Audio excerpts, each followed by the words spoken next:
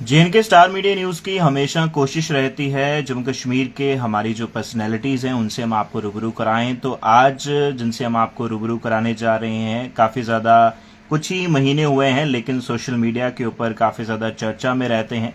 Advocate Uma Kapai जी आज हमारे साथ हैं, इनसे हम आपको रूबरू कराएंगे, इनकी जर्नी के बारे में बात करेंगे और कैसे इन्होंने जो है बहुत कम समय में इतना अच्छा मुकाम हासिल किया है और काफ़ी सारा लोग जो हैं फिलहाल इनको जान रहे हैं, काफ़ी ज़्यादा चर्चा में रहते हैं, इनसे जानकारी लेते हैं। मैम बहुत बहुत स्वागत है आपका JNK star media news thank पर। You so much sir. शुरुआत करेंगे like how you started like as advocate, आपकी जर्नी के बारे में मैं चाहूँगा कि आप थोड़ा सा पहले बताएं from where you started. Actually, I wanted to become an IS officer, and I was preparing for those things also since childhood. But when I used to see my father wearing that black coat, having that collar band, तो वो मेरा passion बन गया कि I also want to become like my father. So my subjects were commerce. So मैंने सोचा था कि side by side I will be doing CS also. So accordingly मैंने अपना career plan किया, and then I went into this field. Legal field. और जब मैं इंटर्न थी तभी से मुझे शौक था पढ़ाई करने का, लिखने का और केसेस तो थे। तो I use to see my father arguing, या I use to see him working with the books और वर्किंग विद द फाइल्स। तो मैंने वहाँ से सीखा और उसके बाद मैंने प्रैक्टिस करना रेगुलरली स्टार्ट कर दिया। और फिर जब मेरा लाइसेंस आया, मेरे लाइसेंस के बाद तो officially I got involve in role as an advocate. फिर वहाँ से मैंने काम करना स्टार्ट किया। Then I was impaneled with different NGOs and different things. Then I started working especially on the women empowerment and issues regarding women and the rights regarding the women. As in today's world also, the women, the female who are educated, और अगर उनके साथ कहीं भी कुछ भी गलत होता है ना, still they don't have that courage कि वो उसके लिए ऑब्जेक्शन पुट कर सके, आवाज़ उठा सके। जी, बहुत बार लाइफ में एक ऐसा फेस आता है जब हम कोई एक पॉइंट जो है वो ले लेते हैं कि इस पॉइंट की तरफ या इस वे के ऊपर मुझे चलना है। जैसे आप महिलाएं वुमेन्स की बात करते हैं, वुमेन एम्पावरमेंट की बात आप करते हैं, वो टर्निंग पॉइंट कब आया और कब आपको लगा कि मुझे वुमेन्स के लिए बात करनी चाहिए, वुमेन्स के लिए आवाज़ उठानी चाहिए? आई गॉट वेरियस केसेस जिसमें क्या होता था कि अगर औरत के पास फाइनेंशियल स्टेबिलिटी नहीं है तो वो तो बहुत मार खाती थी। तो उसमें मेरा ये रोल रहा कि पहले एजुकेट करना फीमेल्स को कि एजुकेशन कितनी इंपॉर्टेंट है, और अगर आप एजुकेटेड हो तो एम्पावर होना कितनी इंपॉर्टेंट है। बेशक आपकी फैमिली जितनी मर्जी स्टेबल हो या जितना मर्जी उनका अर्निंग्स हो, but you should be independent. Because I guess कि अगर आपने इतनी पढ़ाई की है और अगर इतना आपने इतने एक्सपीरियंसेस गेन किए हैं तो आपको आपके नाम से लोग पहचाने, तो वो ज़्यादा बेटर है। Despite people are calling you by some other name, की आपके फादर, मदर, हस्बैंड, ब्रदर, किसी के भी नाम से, तो ये ज़रूरी है कि आप अपना वजूद बनाइए, अपना नाम बनाइए। उसके बाद जब मैंने इन सब चीज़ों से डील करना स्टार्ट किया तब मुझे पता चलता है कि जब लड़कियों की बात आती है, बच्चों की बात आती है, वो are considered as a vulnerable section of the society, तब पेशेंट लेवल जो होते हैं वो कम हो जाते हैं। तो उनको बड़ी जल्दी जस्टिस चाहिए होता है, और अगर जस्टिस ना मिले तो जस्टिस डिनाई रहता है। तो वो लोग कहते हैं कि हमारे राइट्स के बारे में कोई यहाँ बात ही नहीं करता है, हमारी कोई सुनता ही नहीं है। तो आ जाके ब्लेम आता है पुलिस वालों पे या वकीलों पे कि कुछ गड़बड़ है। बट कुछ गड़बड़ नहीं होती है। आप उस चीज़ में कितने इन्वॉल्व रहते हो या आपका उसमें कितना पार्टिसिपेशन रहता है, वो आप पे डिपेंड करता है। आप बोलोगे हमने वकील हायर कर लिया तो वो सारा कुछ देखेगा, ऐसा कुछ नहीं होता। आपको खुद भी इन्वॉल्व होना ज़रूरी है, आपको पता होना ज़रूरी है आपकी कौन सी केस है, कब प्रोसीडिंग है, उस प्रोसीडिंग में क्या हुआ, क्या आपको लगता है कि आपको जस्टिस मिलेगा, नहीं मिलेगा, उन सेक्शंस के बारे में, उन आर्टिकल्स के बारे में खुद भी नॉलेज होना ज़रूरी है।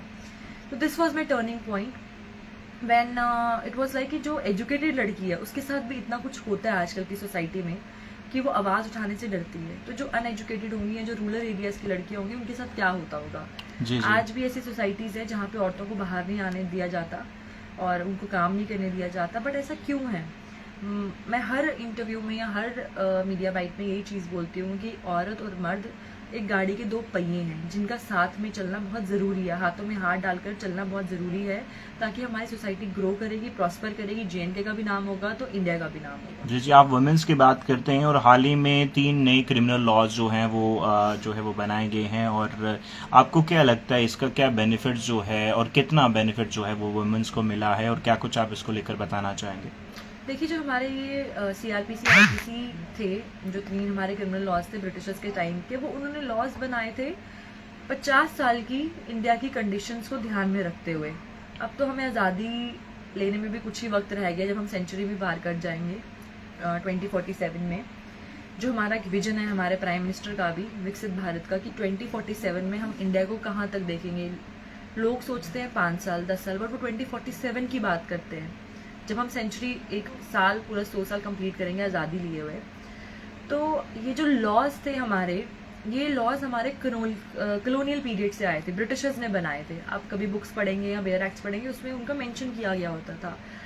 तो उसमें क्या होता था, सारे कुछ एक्ट्स जो हमारे पनिशमेंट्स थी वो कहीं होती थी। अगर एक टॉपिक है, उस टॉपिक की इन्फॉर्मेशन आगे, उसका सब्जेक्ट पीछे, मतलब बहुत हौच पौच रहता था, बच्चों को पढ़ने में बड़ी प्रॉब्लम आती थी। और कुछ कानून में सख्ती लाने की भी ज़रूरत थी, रिफॉर्मेटिव रेवोल्यूशन लाने की भी ज़रूरत थी, चेंजेस लाने की भी ज़रूरत थी, कुछ कानूनों को डिलीट करने की भी ज़रूरत थी। जैसे हमारा एक अटेम्प्ट टू सुसाइड है, उसके लिए भी पनिशमेंट दी जा रही थी। जो बंदा ऑलरेडी परेशान है, वो सुसाइड करने लगा, आप उसको क्यों सज़ा देना चाहते हो? उल्टा उसको मेंटली काउंसिल करो, उससे पूछो कि वो ऐसी हरकत क्यों कर रहा है या क्या रीजंस हो सकते हैं। और जैसे हमारी फीमेल्स है, आजकल क्या होता है कि मॉडर्न ज़माना है, मॉडर्नाइजेशन आ चुकी है, बच्चे बहुत आजकल तेज़ हैं, आगे बढ़ रहे हैं, एडवांस हैं, तो उनकी सोच का कुछ पता नहीं होता कब क्या हो जाए। तो ऐसा एक लॉ आया है जो मुझे लगता है कि लड़कों के लिए भी आना चाहिए, उनके लिए भी एक प्रोविजन बनाना चाहिए कि ज़रूरी नहीं है कि सिर्फ लड़के ही लड़कियों को वादा करते हैं कि हम शादी करेंगे और उस दौरान उनसे कुछ भी उल्टा सीधा करते हैं तो लड़कियां उन पर केस डाल देती हैं।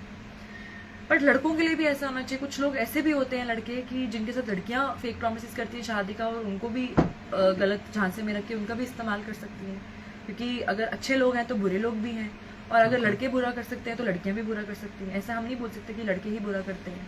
तो उसके बाद जो हमारे क्रिमिनल लॉज आए हैं, इसमें हमारा सीडिशन का जो ऑफेंस है वो डिलीट कर दिया गया है। जैसे अब हमारी रेप केसेस है, उसकी सज़ा बढ़ा दी गई है। हमारा अगर गैंग रेप होता है उसकी सज़ा बढ़ा दी गई है। और डिफरेंट प्रोविजंस हैं जो हमारे 1 जुलाई से इम्प्लीमेंट कर दिए जाएंगे।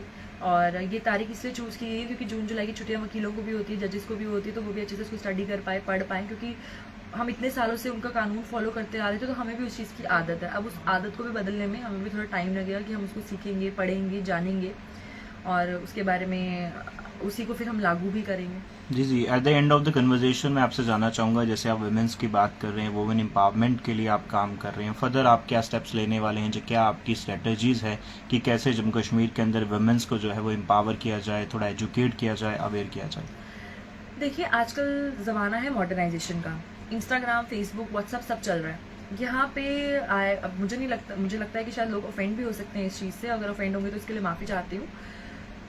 हम आजकल हर चीज़ को शो ऑफ कर रहे हैं बाय सोशल मीडिया, ठीक है, हर चीज़ को प्रमोट कर रहे हैं। तो क्यों ना हम अपने वुमेन राइट्स को भी प्रमोट करें। जो एजुकेटेड लड़कियां हैं, उनको एजुकेशन है हर एक चीज़ की, घर पे खाना कैसे बनाना है, अपनी जॉब कैसे संभालनी है, या किसी से क्या बात करनी, क्या नहीं बात करनी, बट क्यों ना हम उनके जो बेसिक राइट्स हैं, जो कॉन्स्टिट्यूशन ने दिए हैं, जो क्रिमिनल लॉज ने दिए हैं, उसको भी हम लोग अपने मीडिया के प्लेटफॉर्म से आगे बढ़ाएं, नॉलेज शेयर करें। क्योंकि मुझे नहीं लगता आज के टाइम पे कोई किताबें पढ़ेगा या कोई गूगल पे सर्च कर रहा होगा, हार्डली कोई लोग होंगे जो करते होंगे।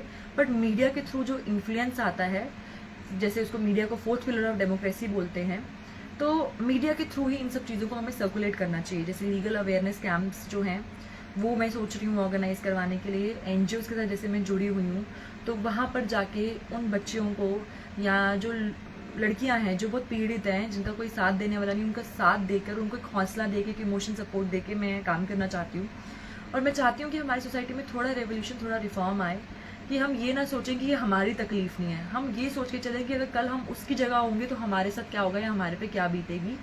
उस चीज़ को दिमाग में रखकर, उस चीज़ को ध्यान में रख के, हमें अगर पढ़ाई लिखाई ऊपर वाले ने उसे हमें दिया है कि हम पढ़े लिखे हैं, तो हमें उस चीज़ का इस्तेमाल करके लोगों में अवेयरनेस स्प्रेड करनी चाहिए, स्पेशली वुमेन में।